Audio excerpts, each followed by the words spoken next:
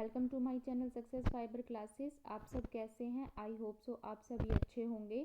तो ester TGT science में जो कल टॉपिक शुरू कराया था मैंने, वो था is matter around us pure. तो आज इसका पार्ट 2 है। ठीक है, प्रीवियस ईयर को देखते हुए ये टॉपिक्स है वो मैं करा रही हूँ। ठीक है, वीडियो को शुरू करने से पहले, कॉन्सेप्ट पर जाने से पहले मैं आपको एक चीज़ बता देती हूँ, है ना, कि जैसे जो भी हम यहाँ पे क्वेश्चन प्रैक्टिस कर रहे हैं, है ना, जैसे हम पहले कॉन्सेप्ट पढ़ रहे हैं और फिर प्रीवियस ईयर को देख के मैं आपको वो क्वेश्चन वहीं पे ही सोल्व करा रही हूँ, है ना। तो इसका मतलब आपकी तैयारी है वो एक बहुत मतलब बेहतरीन मोड पर जा रही है ना, और आप में एक कॉन्फिडेंस भी डेवलप हो रहा होगा। ठीक है, तो ये जो पीडीएफ मैं टेलीग्राम चैनल पर डालती हूँ ना, तो आप इनको ना खुद से एक बार रीड आउट भी कर लीजिए, है ना। अभी क्या पता 7 और 8 का मतलब 8 फरवरी या 9 फरवरी को एचटेट का एग्ज़ाम शायद नहीं होगा। जहाँ तक चांसेस है 8 और फरवरी और 9 फरवरी को एचटेट का एग्ज़ाम है वो नहीं होगा। ठीक है, अगर नहीं होता है तो वेल एंड गुड है, आपकी प्रिपरेशन मैं बहुत ही अच्छी तरीके से करा दूंगी और आपका एचटेट का जो एग्ज़ाम है वो भी इजीली निकल जाएगा। दूसरा, मैं थोड़ा देख रही हूँ कि आप लोग मेरी वीडियो को देख लेते हैं लेकिन लाइक नहीं कर रहे हैं, है ना, और मैं आप लोगों से मैसेज भी डालती हूँ, आप लोग मैसेज का रिप्लाई भी नहीं कर रहे। तो ऐसा मत करिए। ठीक है, तो जो मैं पूछती हूँ उसका रिप्लाई करिए ताकि मैं अगली वीडियो में थोड़ा और मतलब उसको बेहतरीन बनाने की कोशिश करूँ। ठीक है, तो चलिए अब शुरू करते हैं। कंसंट्रेशन ऑफ सॉल्यूशन से क्वेश्चन है वो पूछा गया है। ठीक है, आई थिंक ये 2021 का है, वो क्वेश्चन भी इसमें डाला है मैंने पीडीएफ में। ठीक है, तो सबसे पहले यहाँ पर आती है कि सॉल्यूशन की जो कंसंट्रेशन होती है वो क्या होती है। ठीक है, तो भाई सॉल्यूशन की कंसंट्रेशन क्या होती है?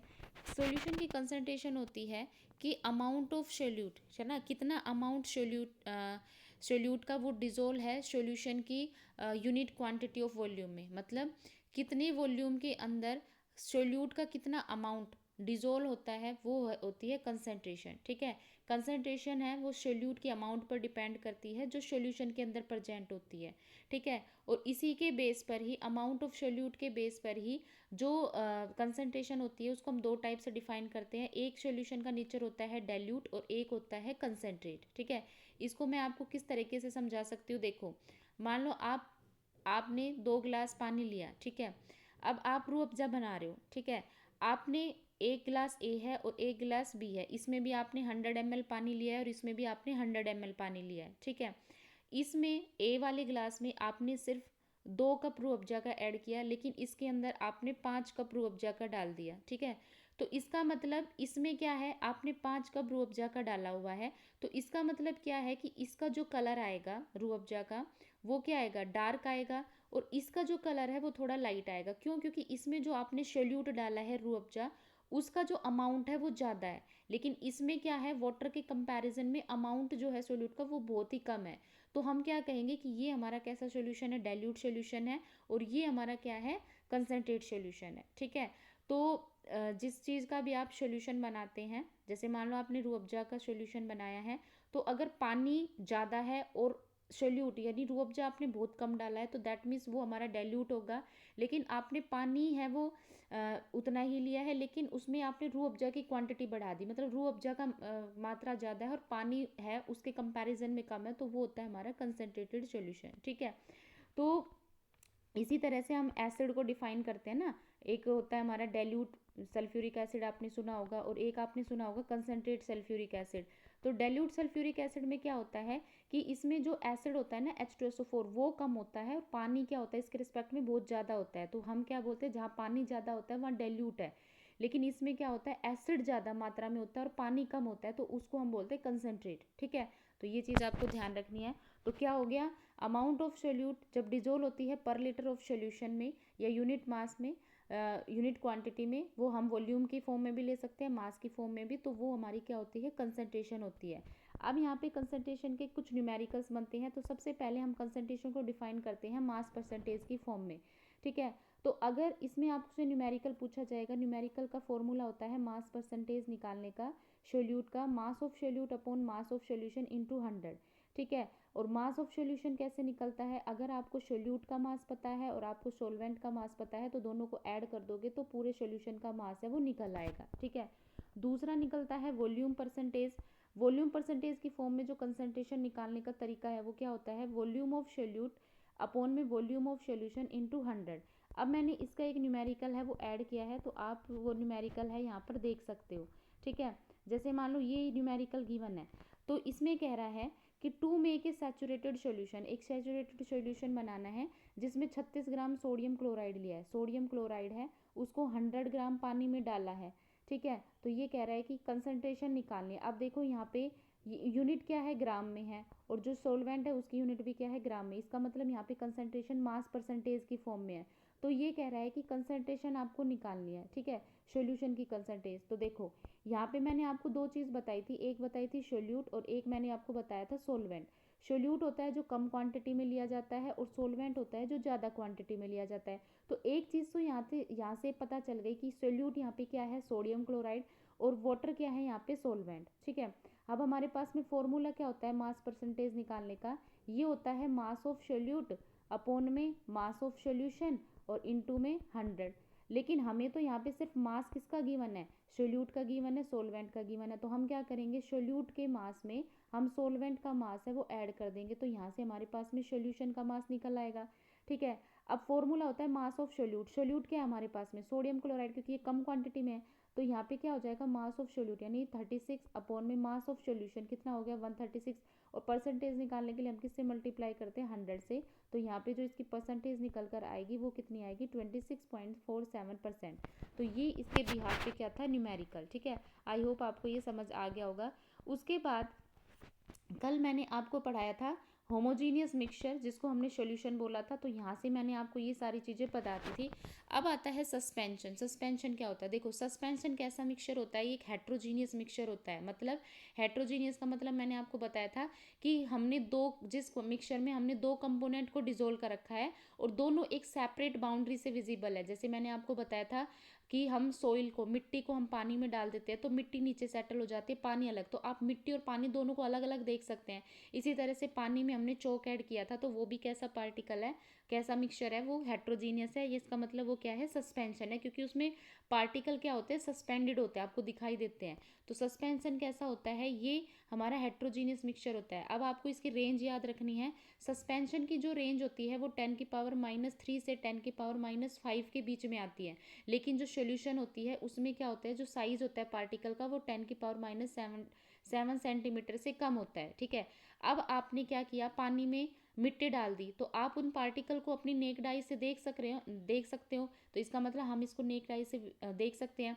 दूसरा क्या होता है कि जब आप मान लो आपने उस पानी को छानना है जिसमें मिट्टी है, तो आपने देखा होगा कि जब हम फिल्टर पेपर का यूज़ करते हैं तो मिट्टी ऊपर रह जाएगी और पार्टिकल क्या हो जाएगा, सॉरी पानी क्या हो जाएगा, वो दूसरे ग्लास में इजीली है वो ट्रांसफ़र हो जाएगा। तो इसका मतलब इसमें क्या है, सोल्यूट क्या है, मिट्टी। तो मिट्टी है वो इजीली फिल्टर पेपर के थ्रू पास नहीं होगी, ठीक है।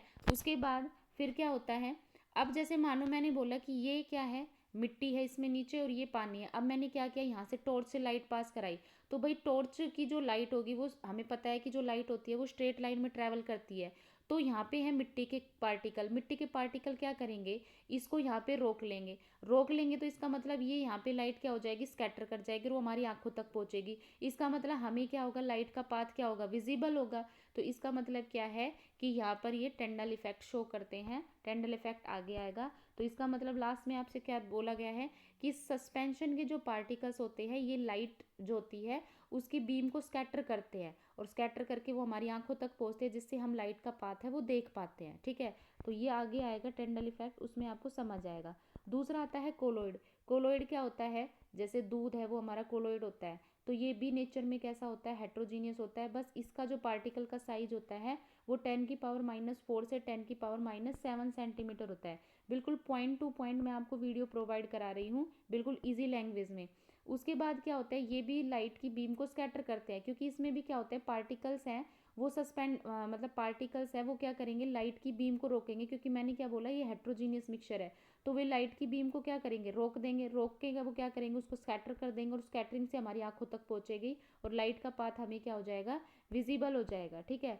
अब इसमें को भी हम क्या कर सकते हैं, ये भी क्या होता है, इजीली फिल्टर पेपर के थ्रू पास हो जाता है। जैसे आप दूध छानते हो है ना, छलनी से, तो आपने ऐसा मतलब आप जब दूध छानते हो तो दूध पूरा का पूरा छलनी में से पास हो जाता है ना, तो इसका मतलब क्या है कि कोलोइड फिल्टर पेपर के थ्रू इजीली पास हो जाते हैं, मतलब उसमें कोई भी सोल्यूट का पार्टिकल्स है वो फिल्टर पेपर के ऊपर नहीं बचता, ठीक है। और कोलोइड के पार्टिकल्स कैसे होते हैं, ये चार्ज पार्टिकल्स होते हैं, ठीक है। तो इतनी चीज़ें आपको याद रखनी है। उसके बाद अब आता है टेंडल इफेक्ट। क्या होता है, देखो टेंडल जो इफेक्ट होता है ये किसके केस में लगता है, पहले तो आपको याद रखना चाहिए, याद होना चाहिए कोलोइडल सॉल्यूशन के केस में आता है। तो ये क्वेश्चन है रीट में पूछा गया था, जब मैंने रीट का एग्ज़ाम दिया था, ठीक है, तो उसमें ये पूछा था। तो इसमें क्या है कि टेंडल इफेक्ट किसके केस में लगता है, ये कोलोइडल के केस में लगता है, ठीक है। क्या होता है टेंडल इफेक्ट, टेंडल इफेक्ट होता है जब हम किसी भी बीम ऑफ लाइट को हम किसी भी स्मॉल होल के थ्रू पास कराते हैं। जैसे मान लो एक रूम है ना, रूम में कोई छोटा सा होल है ना, और वो क्या है बिल्कुल डार्क रूम है और छोटा सा होल है और उससे लाइट पास हो रही है। तो आपने देखा होगा क्या कि जहाँ लाइट का पाथ होता है उसमें हमें डस्ट के पार्टिकल्स है वो उड़ते हुए दिखाई देते हैं, ठीक है। तो इसका मतलब क्या है कि वहाँ पे डस्ट के पार्टिकल क्या कर रहे हैं, उस लाइट को स्कैटर कर रहे हैं, और वो लाइट स्कैटर होकर हमारे आंखों तक पहुँच रही है, जिससे हमें उस लाइट का पाथ विजिबल होता है और उस विजिबल पाथ में हमें डस्ट के पार्टिकल उड़ते हुए दिखाई देता है। तो वो किसका केस है, टेंडल इफेक्ट का केस है। दूसरा आपको टेंडल इफेक्ट कहाँ दिखाई देता है, जैसे बहुत घने जंगल है, ठीक है, मतलब आपने देखा होगा ना मूवी वगैरह में बहुत मतलब पेड़ ही पेड़ होते हैं, और उन पेड़ों के बीच में से कहीं से भी आपको सूरज की किरणें दिखाई दे, तो आपने देखा होगा कि सूरज की किरणें हमें बिल्कुल दिखाई देती है। क्यों, क्योंकि जो डेंस फॉरेस्ट है, तो उन फॉरेस्ट से क्या हो रहा है, जो लाइट आ रही है वो स्कैटर हो रही है, वो हमारी आंखों तक पहुंच रही है, जिससे हम उस सन की लाइट का पाथ है वो देख सकते हैं। तो वो ही होता है हमारा टेंडल इफेक्ट, ठीक है। क्या होता है, टेंडल इफेक्ट होता है, ठीक है। ये भी क्या होता है, लाइट की स्कैटरिंग का फिनोमेना होता है, ठीक है। जैसे मानो ये आपसे मैं एक एग्जांपल के थ्रू समझाती हूँ। ये एक टेस्ट ट्यूब ली हुई है, ठीक है। इसमें क्या है, हमारे पास में ये सोल्यूशन है, ट्रू सोल्यूशन होता है, मतलब सोल्यूशन सोल्ट का पानी में, मतलब इसमें पानी है, पानी में हमने नमक डाला है। तो मैंने आपको पहले ही बताया था कि जो सोल्ट का पानी में मिक्सचर होता है उसको होमोजीनियस मिक्सचर बोलते हैं, और ये एक सोल्यूशन होता है ना। तो अब हमने क्या किया, अब देखो सोल्ट के सारे पार्टिकल्स तो घुल गए, तो लाइट की बीम को जब हम इसमें से पास कराएंगे, ठीक है, तो क्या होगा, लाइट की बीम को जब हम पास कराएंगे तो यहाँ पे कोई पार्टिकल है ही नहीं जो इस बीम को रोके, ठीक है। तो जब पार्टिकल है ही नहीं तो उस पार्टिकल से जब वो लाइट पार्टिकल नहीं है तो ये लाइट किससे टकराएगी, ठीक है, और नहीं टकराएगी तो हमारी आंखों तक भी नहीं पहुंचेगी। तो इसका मतलब क्या है कि ये जो लाइट है ये इजिली क्या होगी, इसमें से पास हो जाएगी, ठीक है। लेकिन वो लाइट हमें तो नहीं दिखाई दे रही ना, क्यों, क्योंकि जब कोई पार्टिकल ही नहीं है इस मिक्सचर के अंदर जो लाइट के पाथ को रोके और उसको रोक के हमारी डायरेक्शन में बिखेरे, जिससे हमें लाइट का पाथ विजिबल हो, है ना। तो इसका मतलब इसमें कोई पार्टिकल नहीं है, तो इसमें क्या होगा, हमें लाइट का पाथ विजिबल नहीं होगा। लेकिन दूसरा मैंने सॉल्यूशन लिया, ये है मेरे पास में कोलाइडल सॉल्यूशन, इसमें मैंने क्या डाला है, पानी में स्टार्च डाली, स्टार्च का मतलब है मैदा, पानी में हमने मैदा का सॉल्यूशन पानी में हमने मैदा डाल लिया और इसका मिक्सचर बना लिया। अब हम टॉर्च की लाइट पास करा रहे, तो आपने देखा होगा मैदा पूरी तो नहीं घुलेगी, तो इसका मतलब इसमें कहीं ना कहीं इसके पार्टिकल रहेंगे जो उस लाइट के लिए क्या करेंगे, बैरियर का काम करेंगे। तो लाइट जैसे इससे टकराएगी, टकरा के क्या होगी, बिखर जाएगी, ठीक है, और बिखर के वो हमारी आंखों तक पहुंचेगी, ठीक है। और हमारी आंखों तक जब पहुंचेगी तो इसका मतलब हमें क्या होगा, वहाँ पे लाइट का पाथ क्या होगा, विजिबल होगा, ये क्या होगा, लाइट का पाथ जो हमें विजिबल होगा। तो इसका मतलब क्या है कि हेट्रोजेनियस मिक्सचर में लाइट का पाथ विजिबल होता है क्योंकि वहाँ पे स्कैटरिंग फिनोमेना होता है। लेकिन अगर सॉल्यूशन है हमारे पास में, जैसे सॉल्ट का सॉल्यूशन हो गया, है ना, और ये शुगर का सॉल्यूशन हो गया, तो उसमें लाइट का पाथ विजिबल नहीं होता। आपको ये चीज़ याद रखनी है, ठीक है। अब आता है हमारे पास में कोलोइड के कुछ एग्जाम्पल। देखो कोलोइड में क्या होता है, अगर आपने लिक्विड लिया हुआ है मीडियम, लिक्विड में गैस को आपने घोल दिया, ठीक है, तो इसमें कौन कौन आते हैं, जैसे सोप लेदर होती है, कोई भी क्रीम आती है, तो वो क्या होती है, लिक्विड में गैस का मिक्सचर होती है। उसके बाद सॉलिड में गैस का मिक्सचर कौन होती है, जैसे रबड़ हो गया, फोम हो गया, स्पंज, ये आपका एग्जाम्पल है, ये याद रखने हैं। गैस में लिक्विड का मिक्सचर क्या होता है, जैसे एग्जाम्पल के लिए एरोसोल, ठीक है। अब लिक्विड का लिक्विड में होता है इमल्शन, तो मिल्क हमारा किस में आता है, इमल्शन में। ये क्वेश्चन बहुत बार पूछा जाता है कि मिल्क है वो क्या होता है, मिल्क एक इमल्शन होता है, ठीक है। मिल्क हो गया, हेयर क्रीम हो गई, तो ये सारी इमल्शन होती है। चीज़ हो गया, बटर हो गया, जैम, जेली, ये सारी क्या होती है, जेल होती है, क्योंकि जेल कैसे बनता है, जब सॉलिड में हम लिक्विड को डाल देते हैं। स्मोक हो गई, डस्ट हो गई, ऑटोमोबाइल की जो एग्जॉस्ट हो गई, ये सॉलिड एरोसोल होते हैं जब गैस में सॉलिड का मिक्सचर बनता है, ठीक है। उसी तरह से जो पेंट हो गया, ठीक है, टूथपेस्ट हो गई, मड हो गया, कीचड़, ये सारे सोल आते हैं। सोल का मतलब होता है जब लिक्विड में हम कोई भी सॉलिड मिक्स कर देते हैं, ठीक है। उसके बाद जो कलर्ड गैसेज होती है, जैम्स होते हैं, जो मिल्की ग्लासेस होते हैं, ये सॉलिड सोल होते हैं। सॉलिड सोल होता है जब सॉलिड में सॉलिड की मिक्सिंग होती है, ठीक है। तो आपको ये एग्जांपल है याद रखना है, जिसमें मैंने आपको बता दिया। ये वाला तो बहुत बार पूछा जाता है, मिल्क और हेयर क्रीम का। मिल्क है वो एक इमल्शन होता है, ठीक है। तो आपको ये चीज़ें याद रखनी है। उसके बाद अब यहाँ पर आते हैं क्वेश्चन, ठीक है। अब यहाँ पे एक टॉपिक आता है हमारा मोल फ्रैक्शन, ठीक है। मोल फ्रैक्शन, तो मोल फ्रैक्शन क्या होता है, देखो कोई भी total number of moles, mole fraction क्या होता है, जब हम टोटल नंबर ऑफ मोल्स को डिवाइड कर दे टोटल नंबर ऑफ जो कंस्टिट्यूएंट है उससे, तो हमारा वो क्या होता है, मोल फ्रैक्शन, ठीक है। अब सीधी सी बात है, यहाँ पर आपको एक न्यूमेरिकल दिया है, आपको इसको न्यूमेरिकल से समझना है। 3 कंपोनेंट दिए हैं ए बी सी, और सभी में क्या है, जो मोल दिया हुआ है 0.2, मतलब इसका भी 0.2 मोल दिया है सॉल्यूशन में, इसका भी 0.2 दिया है, इसका भी 0.2 दिया है। तो ये कह रहे हैं कि सभी कंपोनेंट का मोल फ्रैक्शन निकालना है और इसका सम करके आपको आंसर बताना है। देखो मोल फ्रैक्शन निकालने का फॉर्मूला क्या होता है, मोल फ्रैक्शन निकालने का फॉर्मूला होता है number of moles of constituent divided by total number of moles in solution. मतलब जब हम किसी भी एक कंस्टिट्यूएंट में जितने नंबर ऑफ मोल्स है उसको अगर हम total number of moles of solution से डिवाइड कर दे तो हमारे पास में मोल फ्रैक्शन आता है। सबसे पहले हमारे पास में यहाँ पे 3 कंपोनेंट दिए हैं, तो पहला कंस्टिट्यूएंट या कंपोनेंट हमारा ए है। ए के कितने मोल दिए हैं, 0.2। अब सॉल्यूशन में कह रहा है कि ए बी और सी तीनों ही मिक्स है, इसका मतलब इसका 0.2, इसका 0.2 और इसका 0.2, टोटल कितने बनेंगे, 0.6। ये क्वेश्चन आया है एचटेट के अंदर, ठीक है। तो टोटल मोल कितने हो गए सॉल्यूशन में, 0.6। तो हमें यहाँ पे ए का मोल फ्रैक्शन निकालना है। तो ए का मोल फ्रैक्शन क्या होगा, जो ए के जितने मोल फ्रैक्शन हो गए उसको हम टोटल मोल से डिवाइड कर देंगे। तो यहाँ पे हमारे पास आंसर क्या आएगा इसका, 0.33। अब बी में भी कितने हैं, 0.2 है, तो इसका मतलब बी का भी कितना निकल के आएगा, 0.33 निकल के आएगा। और सी में भी कितना आएगा, 0.33, क्योंकि मोल फ्रैक्शन तीनों का, सॉरी मोल है वो तीनों का इक्वल है, तो तीनों का सेम आएगा। अब ये कह रहा है कि इन सभी मोल फ्रैक्शन का सम करके बताओ, तो भाई इनका सम करो, 0.33 0.33 0.33।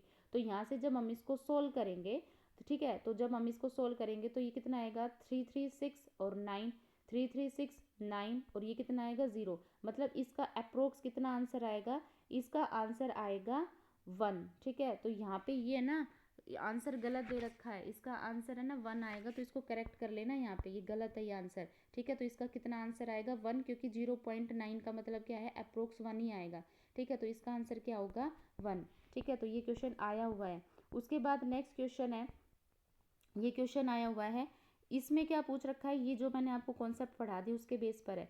ये कह रहा है कि कोई भी मटेरियल होता है वो रूम टेम्परेचर पर लिक्विड होता है, ठीक है। तो उनका जो मेल्टिंग और बॉइलिंग पॉइंट होता है वो रूम टेम्परेचर से कम होता है। तो ये भाई बात गलत है, क्योंकि जब भी जो मेल्टिंग पॉइंट और बॉइलिंग पॉइंट होता है किसी भी मटेरियल का, वो रूम टेम्परेचर से हमेशा ज़्यादा होता है ना।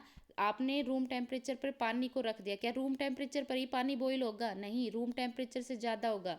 रूम टेम्परेचर, मान लो हमारा इस टाइम रूम टेम्परेचर कितना है, मान लो गर्मियों में रूम टेम्परेचर 34 डिग्री सेल्सियस के आसपास होता है, लेकिन हमारा पानी किस पर बॉईल होता है, 100 डिग्री सेल्सियस पे। तो एक चीज़ याद रखना, कोई भी मटेरियल होता है उसका जो बॉइलिंग पॉइंट और मेल्टिंग पॉइंट होता है वो हमेशा रूम टेम्परेचर से ज़्यादा होता है। तो ये स्टेटमेंट गलत है।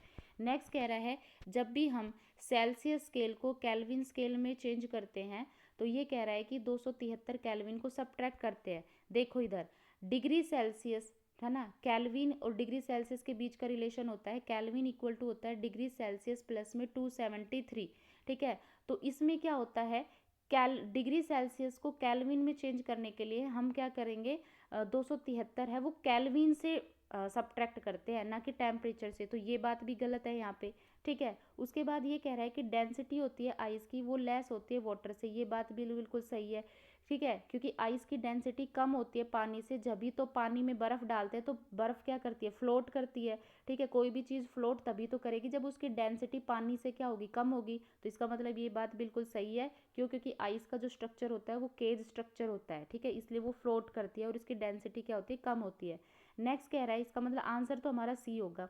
नेक्स्ट कह रहा है कि जब भी कोई एक सब्सटेंस होता है वो सॉलिड से लिक्विड फॉर्म में चेंज होता है तो इसको सब्लिमेशन बोलते हैं। नहीं भाई, सॉलिड से गैसियस फॉर्म में कन्वर्ट होना ही सब्लिमेशन बोला जाता है, तो ये चीज़ गलत है। सॉलिड से लिक्विड का जो कन्वर्जन होता है वो मेल्टिंग फिनोमेना होता है, तो इसका मतलब इसका आंसर क्या होगा, सी होगा। ठीक है, उसके बाद नेक्स्ट यहाँ पे पहले हम यहाँ पे 95 क्वेश्चन देख लेते हैं। 95 क्वेश्चन है कंसंट्रेशन से। ये कह रहा है कि अमाउंट ऑफ सोल्यूट, ठीक है, प्रजेंट है पर यूनिट वॉल्यूम या per unit mass of the solution, तो वो हमारा क्या होता है। देखो मैंने अभी आपको बताया था कि पर लीटर वॉल्यूम, ठीक है, अमाउंट ऑफ सोल्यूट जो डीजल होते हैं पर लीटर ऑफ सॉल्यूशन, तो वो हमारा क्या होता है, वो कंसंट्रेशन होती है सॉल्यूशन की। तो इसका आंसर क्या आएगा, बी आंसर इसका आएगा। ठीक है, तो इसका आंसर क्या होगा, बी। अब इसके बाद हम करते हैं 94। ये थोड़ा अलग टाइप का क्वेश्चन है, ये मैंने आपको करा दिए थे नंबर ऑफ मोल्स, जो मोल कंसेप्ट मैंने पढ़ाया था उसके बिहाफ पे ये है। देखो इसमें क्या कह रहा है कि ये कह रहा है कि 3.42 ग्राम सुक्रोज है और उसको ना 18 ग्राम पानी में डाल दिया एक बीकर के अंदर, मतलब पानी में सुक्रोज को ऐड किया गया है। तो ये कह रहा है कि जो सॉल्यूशन बनकर आता है ना सुक्रोज और वाटर का, तो उसमें आपको बताने कि कितने नंबर ऑफ ऑक्सीजन एटम है वो इन्वॉल्व होंगे। तो देखो भाई कैसे करोगे। देखो जो सुक्रोज होता है ना, इसका फॉर्मूला क्या होता है सुक्रोज का, C12H22O11। तो जब हम इसका मोलेकुलर मास निकालते हैं तो देखो कार्बन मोलेकुलर मास निकालने के लिए क्या होता है कि जितने भी उसमें एटम्स हैं, है ना, उन सब के मास का हम क्या कर देते हैं, सम कर देते हैं। तो इसमें कार्बन 12 है, हमें पता है कि जो कार्बन होता है उसका मास 12 होता है, लेकिन यहाँ पे टोटल कार्बन कितने हैं, 12। तो 12 को 12 से मल्टीप्लाई करो, प्लस फिर क्या है हाइड्रोजन, हाइड्रोजन का मास होता है 1, लेकिन यहाँ पे 22 है तो हम इसको 22 से मल्टीप्लाई करेंगे। ऑक्सीजन का कितना होता है 16, लेकिन यहाँ पे 11 है तो इसको मल्टीप्लाई करेंगे। तो जब हम इनको मल्टीप्लाई करके सम निकालते हैं तो इसका जो मोलेकुलर मास निकाल के आता है वो कितना निकल के आता है, 342 ग्राम। अब मैंने आपको एक, जब मोल कंसेप्ट पढ़ाया था तो मैंने आपको एक वो बताया था नंबर ऑफ मोल्स, फॉर्मूला होता है नंबर ऑफ मोल्स। जब भी पार्टिकल गिवन होते हैं तो नंबर ऑफ मोल्स कैसे निकलते हैं, गिवन पार्टिकल अपोन में एवोगैड्रो पार्टिकल। ठीक है, गिवन पार्टिकल अपोन में एवोगैड्रो पार्टिकल, ये होते हैं। ठीक है, अब सुक्रोज का फॉर्मूला मैंने आपको क्या बताया, C12H22O11। ठीक है, अब इसने हमसे ऑक्सीजन की बात की है, तो जब हम सुक्रोज की बात करते हैं तो आपको कितनी ऑक्सीजन है, वो कितने ऑक्सीजन दिखाई दे रहे हैं आपको, 11। ठीक है, तो यहाँ पे जब हम यहाँ से नंबर ऑफ ऑक्सीजन एटम निकालेंगे, ठीक है, जब हम यहाँ से नंबर ऑफ ऑक्सीजन एटम निकालेंगे तो नंबर ऑफ ऑक्सीजन कैसे निकालेंगे भाई, ये इधर जाके क्रॉस मल्टीप्लाई हो जाएगा, तो 11 इंटू एवोगैड्रो नंबर। ठीक है, ये निकल आएगा। ठीक है, अब उसके बाद ये तो था हमारा 342 ग्राम में, 342 ग्राम के अंदर जो हमारे नंबर ऑफ ऑक्सीजन एटम होते हैं वो कितने होते हैं, 11 into N A. N A क्या होता है, एवोगैड्रो नंबर। एक का जब हम निकालेंगे तो यूनिटरी मेथड से क्या हो जाएगा, 11 इंटू एन ए अपोन में 342। लेकिन क्वेश्चन में हमसे कितना सुक्रोज दिया है, 3.42। तो 3.42 का जब हम निकालेंगे तो यहाँ से क्या आ जाएगा, 11 इंटू एन ए अपोन में 342 इंटू में 3.42। तो यहाँ से जब हम इसको सोल्व करते हैं तो हमारे पास में सुक्रोज के अंदर जो ऑक्सीजन एटम निकल कर आते हैं वो कितने आते हैं, 0.11 एन ए। एन ए है यहाँ पे एवोगैड्रो नंबर। ठीक है, अब हमें निकालने हैं कि वाटर के अंदर कितने होंगे। देखो हमें पता है कि नंबर ऑफ ऑक्सीजन 18 ग्राम, हमें पता है वाटर का मोलेकुलर मास कितना होता है 18। तो इसको निकाल के देख लो। हाइड्रोजन का कितना होता है, एक होता है, लेकिन यहाँ पे 2 हाइड्रोजन है तो 2 हाइड्रोजन का 2 हो गया, और ऑक्सीजन का कितना होता है 16। तो इसका मतलब वाटर का मोलेकुलर मास कितना होता है 18 ग्राम। यानी जब हम 18 ग्राम वाटर की बात करते हैं तो 18 ग्राम वाटर में जो नंबर ऑफ ऑक्सीजन आता है वो कितना आता है 1। अब नंबर को निकालने के लिए हम क्या करते हैं, उसको एवोगैड्रो नंबर से मल्टीप्लाई करते हैं। ठीक है, एक यहाँ पे, तो इसका मतलब 18 ग्राम में तो हमारे पास में ये हो गया। अब ये कह रहा है कि 3.42 सुक्रोज को 18 ग्राम में डाला है, तो भाई हमने 3.42 सुक्रोज का निकाल लिया, तो कितने निकल के आए थे हमारे, 3.42 सुक्रोज के अंदर जो नंबर ऑफ ऑक्सीजन एटम आए थे हमारे 0.11 एन ए आए थे, और 18 ग्राम वाटर में हमारे कितने आए थे, ये आए थे हमारे 1 एन ए। ठीक है, तो एन ए दोनों में क्या आ जाएगा, कॉमन आ जाएगा, एवोगैड्रो नंबर ये हमारे पास आ जाएगा 0.11 प्लस 1। जब हम इनको ऐड ऑन करते हैं तो हमारे पास आता है 1.11 इंटू में एन ए। ठीक है, और हमें पता है जो एवोगैड्रो नंबर होता है, जो एवोगैड्रो नंबर होता है इसकी जो वैल्यू होती है वो कितनी होती है, 6.022 इंटू 10 की पावर 23। ठीक है। एवोगैड्रो नंबर के अंदर इतने पार्टिकल्स होते हैं, जैसे भाई हम कहते हैं ना कि 1 दर्जन के अंदर 12 क्वांटिटी होती है, 12 संख्या होती है, वैसे ही एवोगैड्रो नंबर में इतने पार्टिकल्स होते हैं। तो 1.11 को जब हम इससे मल्टीप्लाई करेंगे तो हमारे पास आंसर निकल के आता है 6.68 इंटू 10⁻23, यानी इतने ऑक्सीजन एटम रहेंगे जब हम सुक्रोज को पानी में डाल देंगे, तो इतने ऑक्सीजन हमारे निकल के आएंगे। ठीक है, तो आई होप आपको ये क्वेश्चन अच्छे से समझ आ गया होगा। तो ये हमारा चैप्टर सेकंड था, is matter around us pure. ठीक है, अब एक सेपरेशन टेक्निक से क्वेश्चन और बन रहा है, तो हम सेपरेशन टेक्निक्स को भी धीरे धीरे कवर कर रहे हैं। ये पीडीएफ टेलीग्राम चैनल पर मिल जाएगी, तो आप वहाँ से इसको इजीली है वो पढ़ सकते हैं। ठीक है, आई होप आपको वीडियो अच्छी लगी है, तो चैनल को ज़्यादा से ज़्यादा लाइक, शेयर और सब्सक्राइब कीजिए। Thank you very much.